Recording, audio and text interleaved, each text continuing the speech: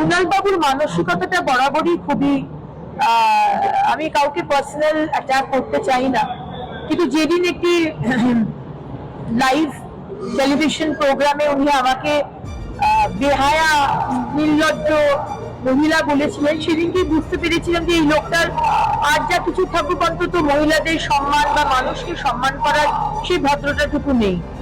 আজকেও আপনাদের কাছে শুনলাম, আমি তো জানি না যে উনি চলে গেছেন, কাকে স্টেজে বসানো হয়েছে সেটা নিয়ে নাকি উনি আপত্তি করেছেন। এটা তো আমাদের বা আপনার মানে কুণাল বাবুর বিষয় নয়। আপনাদের দল এখন টুকরো টুকরো হয়ে গেছে, এই টুকরো টুকরোর মধ্যে যার কাছে সব থেকে বেশি আছে সেটা স্পিকার সাহেব তার মতো ডিসিশন নিয়েছেন যে কে লিডার অফ অপোজিশন হবেন, এবং সেই লিডার অফ অপোজিশন আজকে স্টেজে বসেছে। আমাদের তো 15 বছর কোনোদিন কোনো সরকারি অনুষ্ঠান, প্রশাসনিক বৈঠক, উৎসব কোথাও ডাকেননি। লজ্জা করে না কুণাল বাবু আপনার এই ধরনের অ্যাটিটিউড করতে? আগামী প্রজন্মকে কি শেখাচ্ছেন এই নোংরা রাজনীতি করে? তাকে স্টেজে বসানো হবে, তাই কি নিচে বসবে সেটা সম্পূর্ণ স্পিকার মহোদয়দের। আমরা দেখিয়ে দিয়েছি আমাদের মাননীয় মুখ্যমন্ত্রী একবার নয় বারবার দেখিয়েছেন যে কিভাবে উন্নয়নের কাজে আমরা সবাইকে পাশে চাই।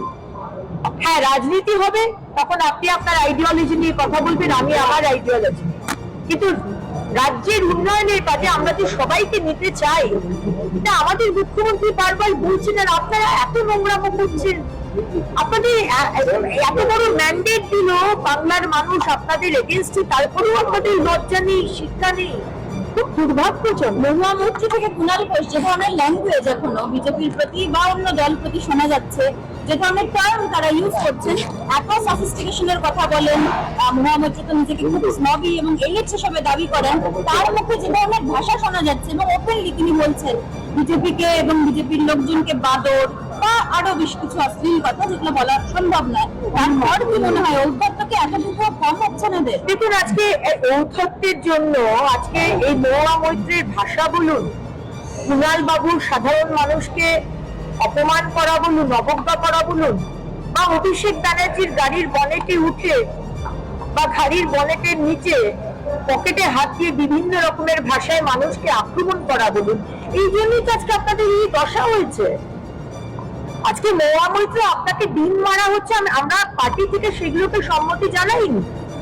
আমাদের অধ্যক্ষ মহোদয়, আমাদের মুখ্যমন্ত্রী বারবার বলেছেন আমরা সেটা সমর্থন করি না, কিন্তু আপনি যে ভাষায় আরেকটি দলের কর্মীদের আক্রমণ করছেন, আপনি তো ইনস্টিগেট করছেন মহুয়া মৈত্র। আপনি কি পাবলিসিটি পাওয়ার জন্য আর ন্যাশনাল মিডিয়াতে জায়গা পাওয়ার জন্য এটা করছেন? আমার মনে হয় হয়তো এই জন্যই আপনি করছেন। এই বাদরের বাচ্চা হনুমান বলার অধিকার আপনাকে কে দিয়েছে? মা কালীকে সিগারেট খায়, মদ খায়, আপনি তো বলেছিলেন।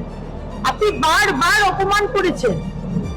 আবারও বলবো, আমরা ডিম ছোড়াকে সমর্থন করি না, কিন্তু আপনি যেভাবে করছেন অপমান, আপনি নীতি আদর্শের কথা বলেন, আপনি পাসওয়ার্ড বিক্রি করে দিয়েছেন, আপনি পাসওয়ার্ড কোনো কোম্পানিকে দিয়েছিলেন যেটা একেবারে ভারতবর্ষের সিকিউরিটির জন্য অত্যন্ত গুরুত্বপূর্ণ। আপনি যে কিছু পাননি তার বদলে তা তো নন, গিভ অ্যান্ড টেক পলিসিতে আপনার হয়েছিল। আপনি অন্তত নীতি আদর্শের কথা আপনার মুখ থেকে বাংলার ছেলেমেয়েরা শুনতে চায় না। হুমায়ুন কবির আজকে তো তিনি আসেননি। হুমায়ুন কবির আবার পাকিস্তানের সাথে ভারতের শান্তির দূত হিসেবে সই করছেন, পাকিস্তানকে বন্ধু বানাতে চান এবং বলছেন তিনি যা করছেন সবটাই তার দলকে বাঁচানোর জন্য। দলকে বাঁচানোর জন্য হিন্দুদের উপর এরকম টার্গেটিং কথা। দেখুন, এই ধরনের মানুষ পাকিস্তানকে বন্ধু বানাবেন না, চায়নাকে বানাবেন না, বাংলাদেশকে বানাবেন, সেটা আপনার দায়িত্ব নয়, আমারও দায়িত্ব নয়, সেটা মাননীয় প্রধানমন্ত্রীর দায়িত্ব। আপনি বলেন কেউ নয়, আপনার যদি সেটা দেখার দরকার হয় আপনি পশ্চিমবঙ্গকে দেখুন। আপনি মুসলমান সম্প্রদায়কে ইনস্টিগেট করছেন, আপনি এমন এমন জনপ্রতিনিধি হয়ে কথা বলছেন যেটা আপনার একেবারে উচিত নয় এরকম কথা বলা।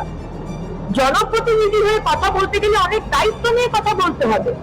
আপনি শুধু মুসলমানের জনপ্রতিনিধি নয়, আপনি হিন্দুদেরও জনপ্রতিনিধি। আপনি বারবার বলছেন আপনি সরকার, আমাদের সরকার হওয়ার আগে বলেছেন, আমাদের সরকার হওয়ার পরে বলছেন, আপনাকে মাননীয় মুখ্যমন্ত্রী অ্যালার্ট করছেন, ওয়ার্ন করছেন। সুতরাং হুমায়ুন কবির, যেটা আপনার দায়িত্ব নয়, দেশের প্রধানমন্ত্রীর দায়িত্ব, তো তার উপর ছেড়ে দিন না। আপনার যেটুকু জুরিসডিকশন আপনি সেটাকে দেখুন, তার বেশি কাজ করার না আপনার দরকার না আমার দরকার। উস্কাবেন না, নয়তো উড়ে দিয়ে যে আইন আসে দেশদ্রোহিতার আইন, সেটা আপনার উপর লাগানো হবে।